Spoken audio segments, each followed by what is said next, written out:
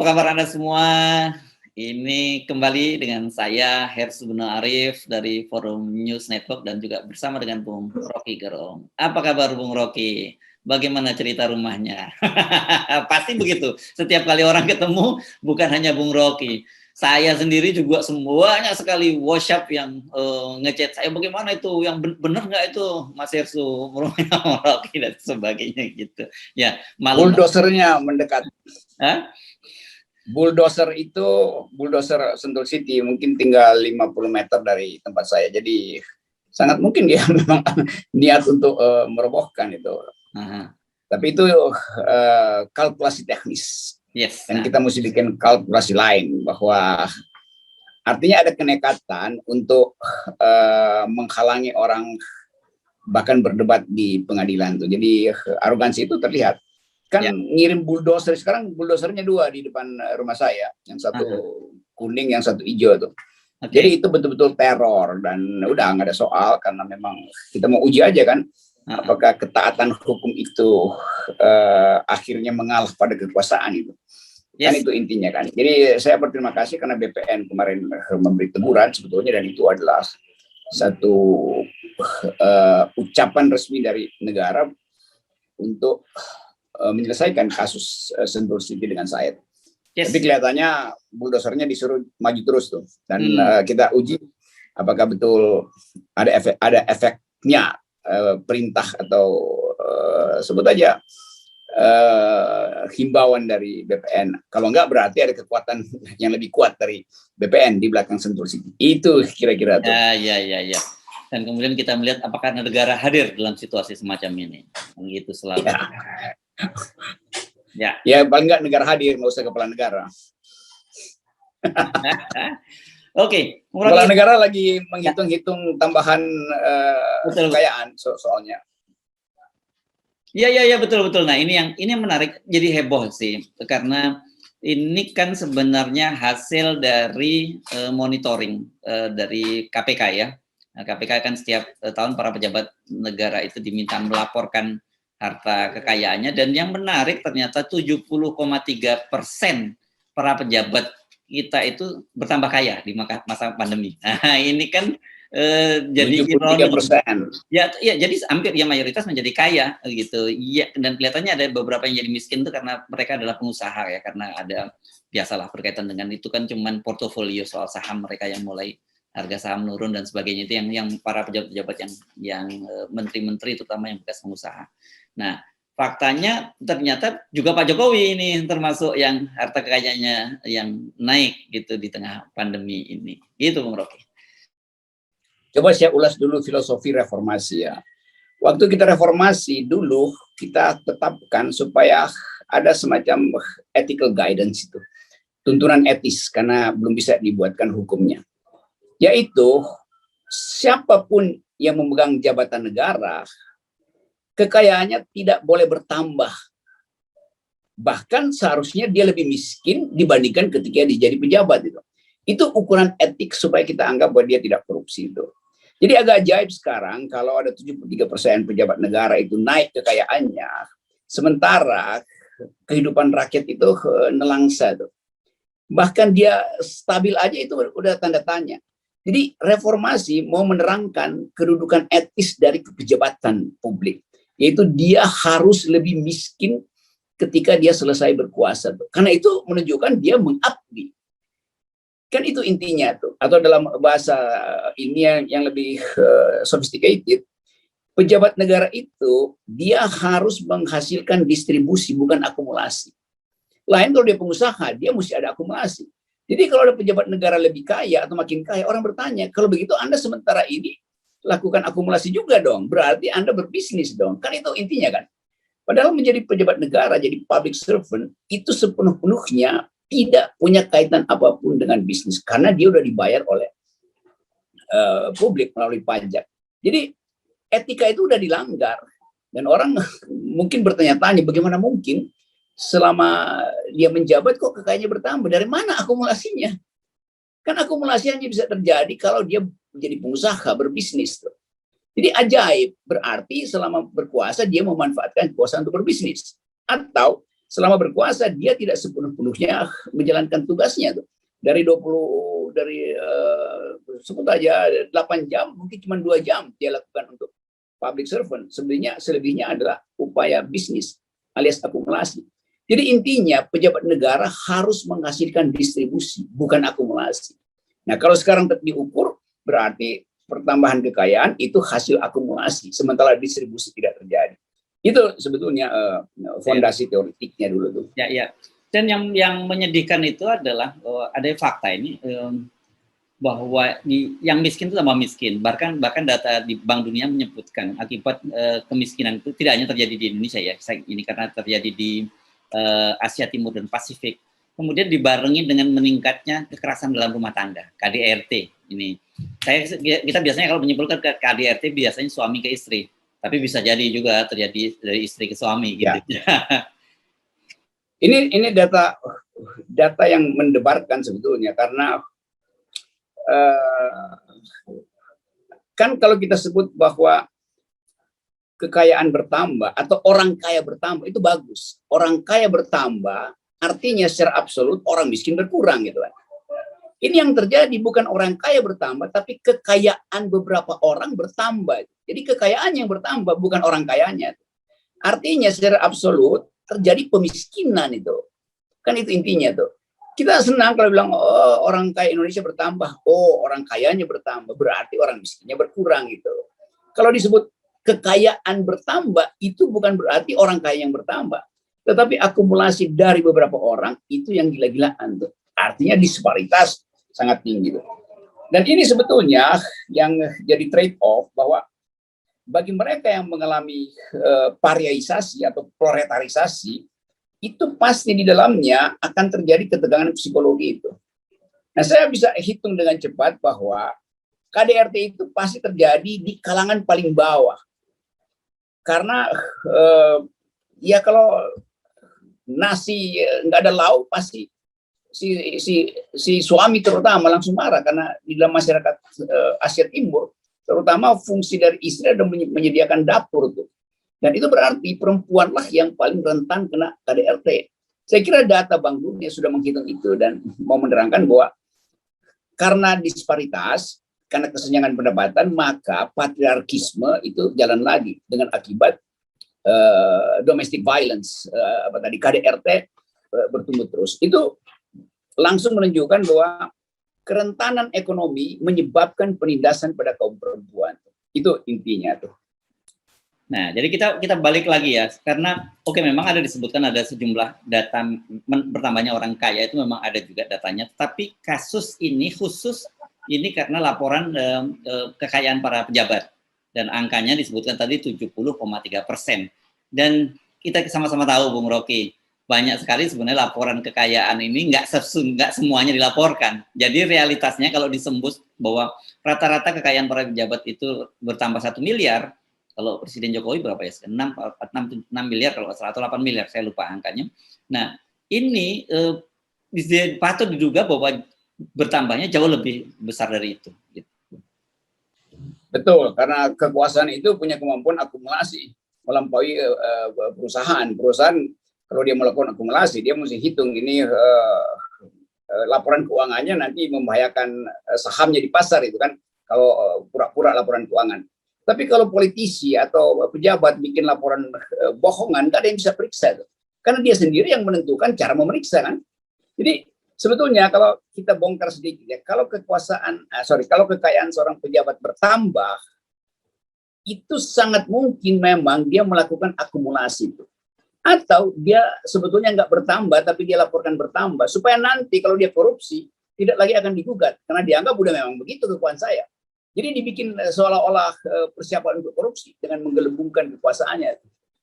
Atau mau memberitahu bahwa saya punya banyak pengeluaran non-birokrasi, yaitu memelihara konstituen segala macam, sehingga angka itu dipakai untuk memeras pengusaha tuh. Bayarin dong, ini pengeluaran gue sekian. Lihat aja kekayaan gua habis itu. Jadi permainan itu berlangsung di dalam kekuasaan. Tapi intinya adalah bertambahnya kekuasaan pendapatan itu artinya ada pekerjaan non sosial yang dipakai rangkap oleh si pejabat itu. Jadi memanfaatkan jabatan untuk menambah kekuasaan tuh. Sorry, memanfaatkan kekuasaan untuk menambah kekayaan. Yang sebetulnya terlarang. Itu intinya. Ya, bahkan logikanya seperti Anda sebut juga tadi, dalam situasi pandemi ini, kalau toh kekayaan dia bertambah itu harusnya tidak tercermin juga, karena pasti didistribusikan gitu untuk kepentingan sosial ya. Logikanya kan mestinya begitu. Emang kan kita mau lihat bahwa pejabat ini melaporkan kekayaannya berkurang karena dipakai untuk bansos. Kan itu prinsip Pancasila kan. Jadi rakyat justru bingung, bagaimana mungkin kekayaan mereka bertambah, kami menjadi miskin. Padahal ada 1000 triliun dana COVID yang sebetulnya menjadi hak dari masyarakat miskin supaya mereka tidak tambah miskin. Tuh. Jadi betul-betul terjadi potensi dari yang disebut class struggle, perjuangan kelas ada di situ. Tuh. Dan kita terima itu sebagai ya memang keadaan sosiologis kita mengarahkan untuk terjadi class struggle antara yang makin kaya dan yang makin miskin. Dan itu bukan karena provokasi, memang begitu. Imperatif dari sosiologi akan mengarahkan kita untuk melihat pertentangan kelas yang makin tajam. Kita sebut itu ketidakadilan, kita sebut itu kemacetan distribusi itu. Tapi intinya adalah sama, yaitu keresahan publik. Ya. Nah, saya mencermati data-data yang dipaparkan oleh KPK dan ini menarik. Ini saya sekaligus menyauti permintaan dari Deputi KPK bahwa konstituennya perlu ikut mengawasi dan ikut mendorong, karena ternyata begini, datanya itu kalau rata-rata, dibikin kekayaan rata-rata ya, Bung Rocky, itu anggota DPR RI itu yang paling kaya, bahkan dibandingkan para menteri, sampai saya lupa angkanya sekitar 24 miliar atau rata-ratanya seperti itu. Tentu ada yang sangat tinggi dan sangat rendah gitu. Yang tertinggi saya lupa angkanya tapi triliunan gitu, dan ada yang cuma berapa ratus juta. Rata-rata paling tinggi itu DPR. Yang menyedihkan ternyata tingkat kepatuhan anggota DPR RI kita untuk melaporkan harta kekayaan itu terendah di antara semua instansi. Karena itu kita konstituen diminta untuk mengawasinya. Jadi kita harus mengawasi sesuatu yang kita minta untuk mengawasi kekuasaan. Kan ini kan gila nih. Ya. Konsep-konsep bikin kita amburadul. Yang lebih parah lagi adalah dia menjadi anggota DPR sebagai representasi untuk ide keadilan sosial, untuk ide solidaritas. Jadi kalau dia bertambah kaya, artinya dia nggak paham apa yang disebut social solidarity. Solidaritas sosial dengan konstituen yang dia asuh gitu. Kan mestinya konstituennya lebih kaya, menjadi kaya lebih dahulu, baru dia. Kan dia ditugaskan untuk memakmurkan konstituennya, bukan memakmurkan dirinya sendiri kan. Jadi ini paradoks ini yang terus berlangsung, dan angka itu diberitakan dan anggota DPR menganggap ya biasa aja tuh. Atau pejabat-pejabat kabinet yang menganggap ya iya udah selayaknya kami bertambah kaya karena gaji kami merangkap menteri, bisa merangkap komisaris, macam-macam kan. Nah, keadaan ini yang kita ukurkan pada pidato-pidato Bung Karno tentang Wong Cili, tentang persaudaraan, tentang apa namanya itu, walaupun makan batu tapi ada kesetaraan, kan semua itu adalah pidato retorik dari Bung Karno. Nah, sekarang partai yang mewakili pikiran Bung Karno justru menikmati disparitas yang paling buruk. Artinya tokoh-tokoh partai nasionalis justru lebih kaya daripada wong ciliknya tuh. Jadi orang bertanya, ngapain ini partai-partai yang pro Soekarno justru membuat Marhain itu makin miskin. Mestinya Marhain itu naik kelas, tapi yang naik kelas adalah menteri-menterinya tuh dan anggota DPR dari partai itu atau PDIP gampangnya tuh, karena memang itu yang dimaksud. Iya, ini memang sangat menyedihkan karena tadi akhirnya orang dengan mudah melihatkan contrasting tadi, karena data-datanya memang terbuka ya, dan itu diumumkan secara publik. Karena itu kita jadi memahami kan, kalau kemarin pemerintah misalnya mencoba membuat semacam akal-akalan dengan menyatakan bahwa pertumbuhan ekonomi naik, bahkan cadangan devisa makin tinggi dan sebagainya, semuanya itu kemudian buat publik, terus apa artinya buat kami? Karena realitasnya kehidupan kami kan semakin susah begitu. Jadi itu yang kemudian nggak nyambung dari sisi kalau kita ngomong komunikasi publiknya. Ya, para ekonom di luar pemerintahan bikin prediksi bahwa mungkin tahun depan Indonesia udah berutang 10.000 triliun. Sebetulnya nggak ada soal. Kalau utang itu tadi membuat daya hidup masyarakat bawah itu naik.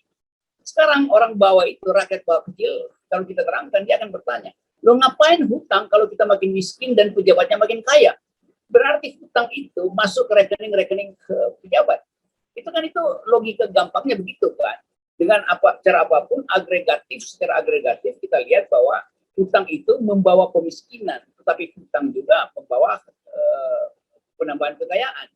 Jadi fungsi hutang yang tadinya untuk nambal bolong APBN karena nggak dapat dari pajak, justru menumbuhkan pejabat-pejabat yang kekayaannya makin tinggi.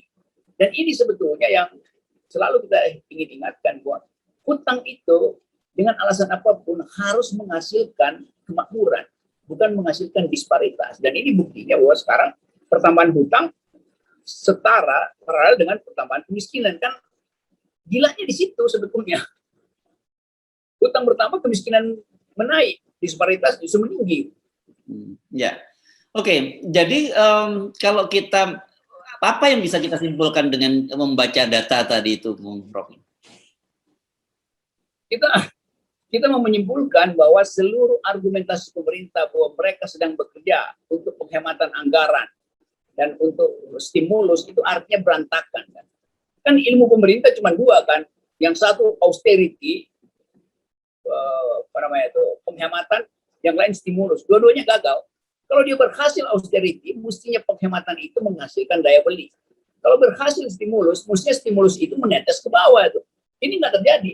Jadi bukti bahwa austerity, stimulus, ilmu yang diputar-putar setiap kali kabinet ngomong cuma itu, dibatalkan oleh fakta tadi bahwa disparitas naik.